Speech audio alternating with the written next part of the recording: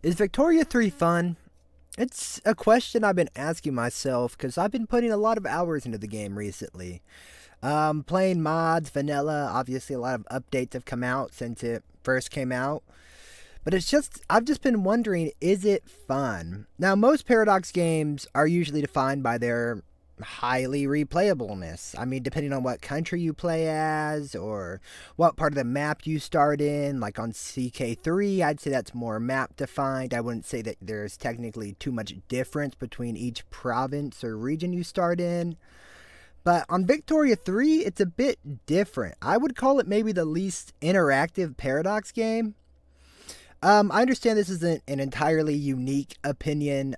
This has been a somewhat prevalent opinion on the game since it released. And the devs have been really good at taking feedback and trying to fix things that fans don't like about it. But first, I want to go a bit more in depth by what I mean by it not being very interactive. So, I mean, you might play the game and say, how is it not interactive? I mean, I get to choose what laws my country tries to pass. I get to choose what political groups are in charge. I get to choose what to build and how to act on a global stage. But most of these systems aren't actually like that interactive. In my opinion, the most egregious sin is the political system in the game.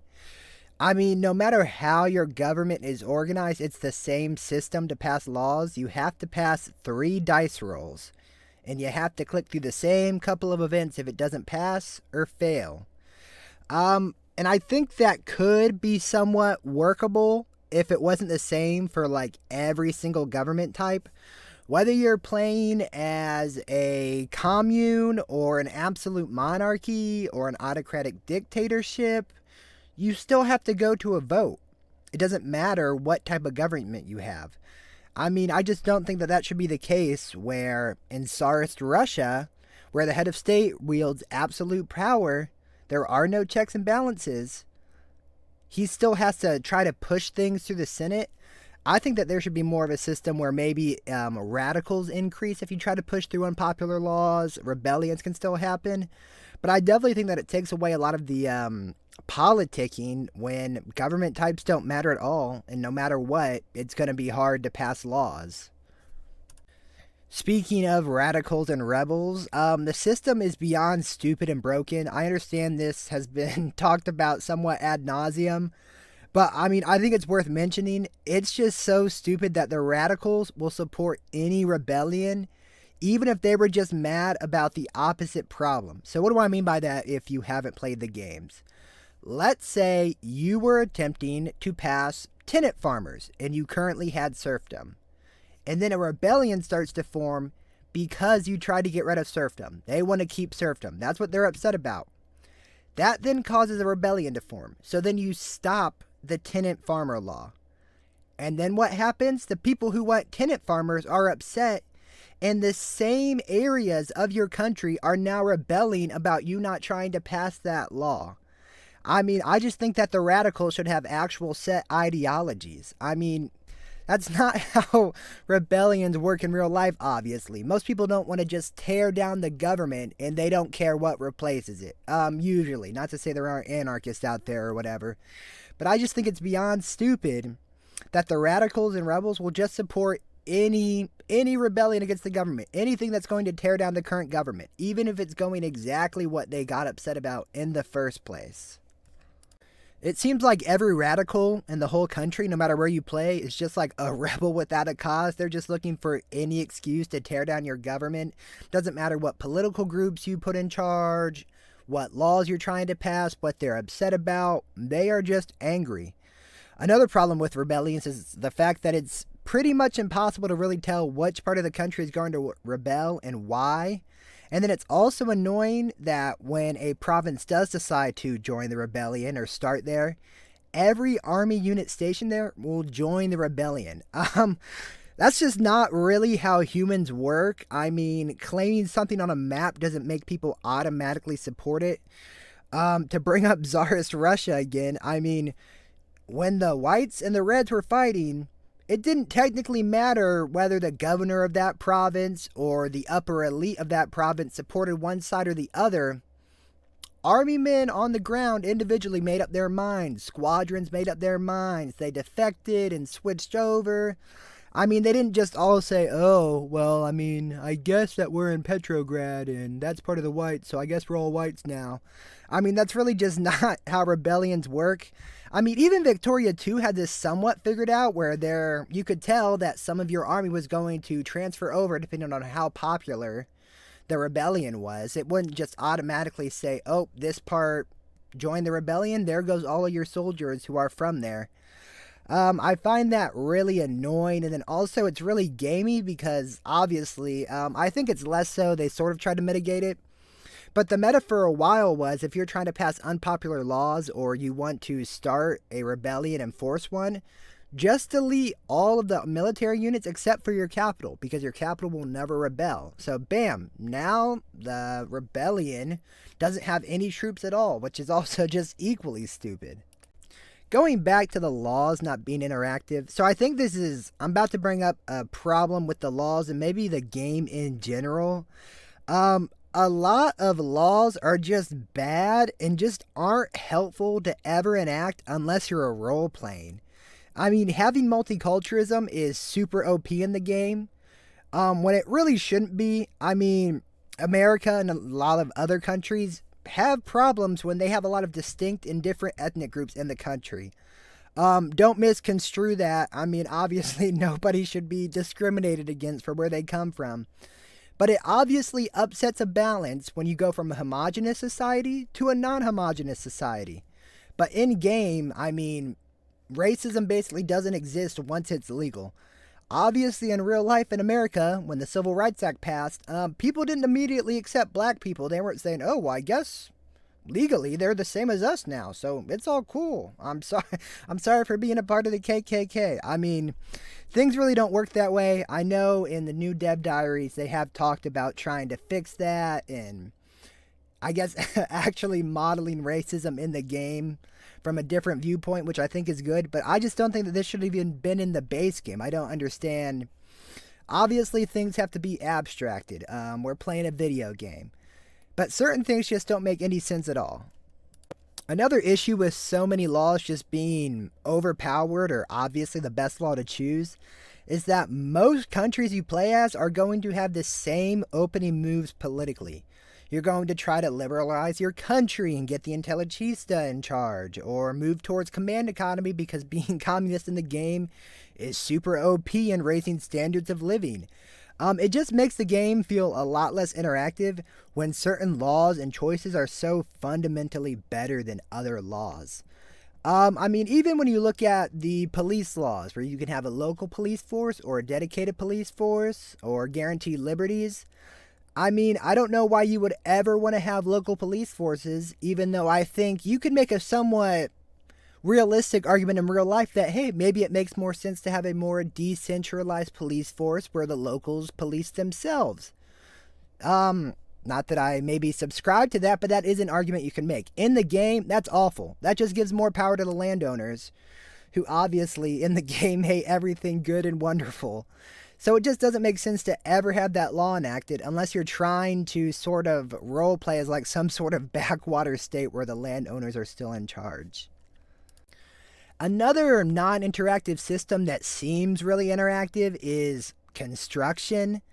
So no matter what country you play as, the whole goal is to basically build more construction buildings and then build buildings that provide resources for the construction, like iron mines and tool factories.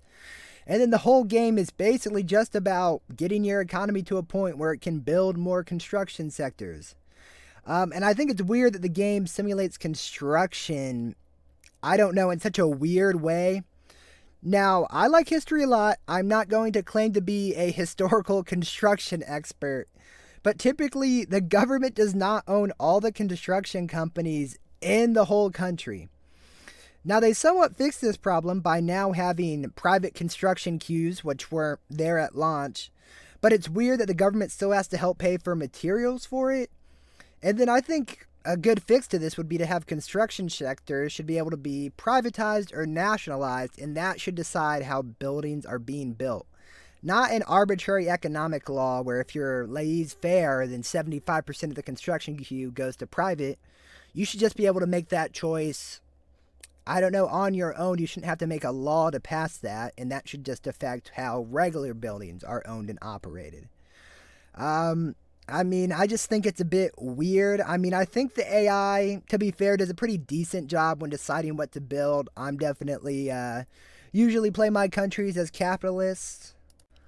But it does get really tedious when, if you're playing as a command economy, to have to manually decide what to build every single time. I think it gets annoying just having to click build 100 million different times when it's all going towards the same goal. Every country constructs things the same, which, again, I don't really have a good solution to make that more interactive, but it is weird that a big chunk of gameplay is going to be clicking on buildings and then watching them build and then waiting for the timer to finish and then building more buildings. Non-interactivity also manifests itself in the diplomacy. It seems incredibly hard to understand how or why other countries are going to intervene sometimes. Obviously, they tried to mitigate that by now showing a little thing before you start a diplomatic play that shows you what countries are more likely to intervene and how they feel about you. But it still seems really arbitrary. Sometimes you can go on like a Hitler-esque role of conquering countries just over and over with no intervention. But then other times, Great Britain will come out of nowhere and help another minor power curb stomp you over like a minor border dispute.